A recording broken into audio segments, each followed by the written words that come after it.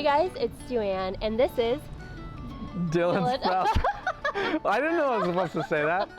Last time I interviewed him about his business was 2.5 years ago, and now it has come to fruition. I'm a man now. He's a man now. I cut my hair. Yeah. I'm thinner. I own a business. So I'm really excited to do a follow-up interview and for you guys to get to know more of what has been going on with All-Wise. It's very exciting.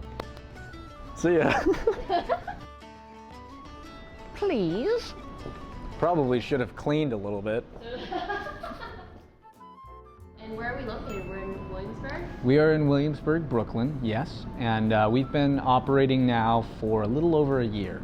This is where we make the hooch, yeah. So essentially, everything that we're doing and that you see on this table was being made by me before on the homebrew scale, 5 gallons at a time. Now, as you can see, it's being made at about 1,000 gallons at a time. So it's quite a gallon difference, just like my consumption. Like, how is it walking in here every single day, knowing that this started from like an idea and a passion, and now this is like, there's tiles that are laid here that you get to step on. Like all these little things are like all the decisions that you made. I mean, I think obviously it's really cool. It feels really good. I think that not enough business owners talk about the sense of accomplishment that kind of entails, in truth. Walking in here now has the same feeling as walking into my home a little bit, and that's because I was so hands-on in the design and the architecture and building this spot. So, you know, it does. It feels like a house that I've been building for a while. It doesn't feel like coming to work, that's for sure. It definitely feels like going to the lab, which this very much is. We have about 6 flavors in total right now, or varietals as we would call them, including one that was a beer-mead hybrid. So we've been making a lot, and each one takes about 3 months to brew. And those are the same kind of base recipes that I was doing 2 years ago, and even prior to that for about 11 years now. And so here we do it on a very different scale, obviously, and to scale it up to this size requires some finagling and some aspects of it to make sure that it tastes the same or that it works at all and doesn't blow up in our face. You know, we started with our show mead, which is the mead that I realized I wanted to make the base flagship product 5-6 years ago when I was home brewing. And we started with that and this one, the oolong tea mead, which was a varietal that we set out immediately to have alongside the show mead. So if you see, their front labels are actually the same. And that's because back then we didn't really change our labeling practices or designs. So these are both vintages. They're about a year and change now. And then we moved on to making other varietals. We made the Rhodamel, which you can see we changed the design for a little bit. This mead just won Gold Medal of the Year in the Best Dry Mead category. We made the Southern Sunset mead, and this mead is made with hibiscus flowers. And this is a really delicious 13% mead, so it's our strongest, but it's a little bit sweeter. And this is kind of the coalition of all of our processes in steeping the ingredients and designing the stuff. It's kind of coming to a head with the Southern Sunset. After that, we made our Dirty Show mead, which is our new show mead for this year. And this is an unfiltered mead, which is the most resembling to the meads I was making on the homebrew scale. But when we started making this, even 2 years ago around, the unfiltered wine market wasn't as big as it is now. And so I was afraid that I couldn't actually release an unfiltered mead like this to the public without them being kind of off-put by the flavors. Now though, it's largely our best-selling mead. So people have kind of come full circle around to the idea of unfiltered natural wines, and it's been a big success for us. In a way, it's nice for me because this is what I was making on the homebrew scale, and it kind of affirms a lot of what I had hoped people would like about mead. So our bar will be open soon, TM. When that's open, that'll be more of a formal bar and tasting room downstairs. But for now, in our manufacturing on weekends primarily, and sometimes during weekdays, we open our doors to visitors and they can do tastings here. And we taste all of our flight with them, and then they can decide which bottle they want, and then they buy it here, and we do takeaways primarily. We don't do by the glass here, just because it's illegal, but soon down in the tap room and bar, we will be doing that. We do a lot of collaborations nowadays. In general, I'll say that unlike any other industry I've ever witnessed, especially acting, brewing is super non-competitive. And Really? There's not a lot of meaderies out there? the thing is, it's non-competitive, I guess, in the way that it's philosophically non-competitive. Yeah. Brewers are very good people, it seems. And vintners, winemakers, mead makers in general, super collaborative. More interested in sharing ideas and processes than competing with each other. It's a super open arms community, and a lot of people want to toss ideas around and see if you philosophically vibe with how they brew. And so we have found a home among a lot of fellow brewers and winemakers here in the city, particularly, which has one of the greatest drinking scenes in the world. And so we've done a lot of collaborations. This one is our first canned collaboration, which is our BEER. And it's a honey lager with Five Boroughs Brewery, which was very exciting. So we brewed that on the small scale, and it was a smash success. And then, you know, about 6 months, 7 months later, we brewed it for canning, and now we're selling it in Whole Foods and a lot of other places, including our own spot here, and also Five Boroughs Brewery as well. I think it's easy to presume that because I'm attached to this project, that this is just like something I'm throwing money into to make a buck or something. I think a lot of distributors and big business see the hundreds and hundreds of celebrities right now who are opening up any dog mezcal or tequila or vodka brand, who have no hand in actually the process, the market, or understanding it, more so than just marketing it on their social media. And I think that they lump me in with that.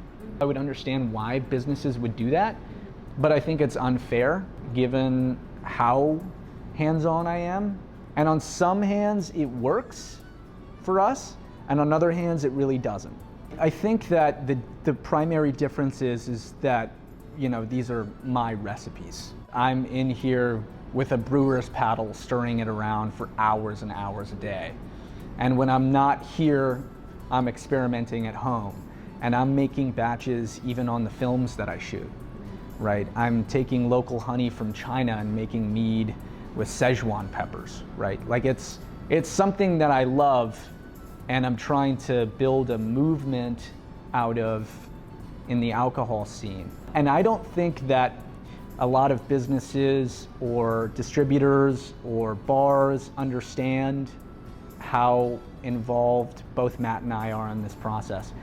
This is really brewing and alchemy on the highest grade. And I don't mean to toot my own horn. I make a damn good mead. I just wish people would see it a little bit more as All-Wise Mead and less as Dylan Sprouse Mead. Well, I'm proud of you. And I know, like, everyone that's seen this business grow is definitely, like, respects you so much. I appreciate it. It's true, though. Are you kidding me? You know, like, even just you just standing here, like, yeah, you're talking about it, and you're like, these are the flavors and stuff, but, like, the fact that this is real, this is tangible, you're inside this building that you, like, you know, you made, you created, you bought all of this, like, everything is for the meadery, and it all stemmed from your idea and your passion, and that's what's even more exciting. It stems from your passion. I think, you know, playing off that though, I think the meadery was also representative a little bit for me of, like I was joking outside, but really becoming an adult in a lot of ways where I wasn't before. Having responsibility in this form, but also having a responsibility to myself to admit where I was lacking in terms of my creative process, the way I run business, the things I'm good at. I had to be very reflective and honest with myself about the things I was bad at. And in that respect, those who I've decided to work with have been infinitely helpful. Matt Kwan has a set of skills that is so invaluable to this operation that there was no way I could stand in front of you now and tell you that I would ever be close to doing what we're doing here without him. He's very, very good at what he does. He's very passionate. And he's also aware of the things that I am not good at, and subsequently he's aware of the things he's not good at. And I think we're very complementary in that way. truth be told, it's a good position to be in because I'm actually proud of a lot here. I feel pretty accomplished with the meadery, and I know that there's a lot more to do, and that's good. I think that I'm most proud of creating a watering hole and kind of an information hub for people interested in this beverage. I think there's a special feeling I have when I see people who come in, taste the mead, learn what it is, are surprised, buy a bottle, leave, come back in a week, they've brought their friends to try it, they buy bottles, leave, and then they come back. And it's this spider web that's kind of emerging in front of me of people who are now making this a watering hole for themselves. And it's affirming everything that I knew I loved about mead. And I was surprised to see that this thing I was brewing in weird buckets in the garage 10 years ago is now having such a response by people, that they love it and they're coming back. And that not only makes me happy from the scale of a brewer, but it makes me happy from the scale of an artist. It makes me happy to teach people what this is and to really kind of make a play in this movement that I think is kind of emerging, and I'm really proud of that particularly. Dylan, I'm so proud of you. Thank you. Just to like be here, but also just like seriously. Well, we're having Thanksgiving in here too. So. I know. We're gonna have Thanksgiving in here. He bought a table. I bought a table. Tables are expensive, and you guys have been very supportive along the way. You really have. I mean, every step of the way you guys have been there for me, so I really appreciate that. Whether it's going to events or helping me film or just hearing my ridiculous, stupid train of thought. But you guys also helped me make the series too, the Mead video series we all did together, which you can check out on our All-Wise Instagram, or mine too. Yeah, right? That's right. And that's all of our collaborative effort. We're friends doing things. I hope that this left you inspired. I mean, it's crazy if you go back and watch the first interview that I did with him. Like we were in his backyard and he was talking about it. So now to be here right now and see it all and have his bottles, right here, it's incredible. So I appreciate that. I'll say as a kind of last note too, that if you're worrying about being able to start something and make a business, I would say just do it. Yep. I completely agree. Because the only universal truth of business that I have learned that's really universal across any industry is that continuing to work is the best way to make something happen. Yep. And being there, being a community member, showing your face and doing what you love is the best way to get something started. And everything else, every impasse or bump in the road, you'll experience along the way, and you can't see it coming. You just need to drive down the road and experience it once you've started. So. Also, that's how you learn. All your little hiccups and your little failures and whatever, that's how you learn. Unless you have like I want to do it that way. Unless you have like some guru wizard teaching you everything along the way, you're really not going to, you're not going to look. So that's why you gotta be the guru wizard. Yeah. You gotta become the guru wizard. Yeah. Okay. I hope that you guys enjoyed this video. I love you, and I will see you next week. Thank you. Thank you. Woo! Bye-bye.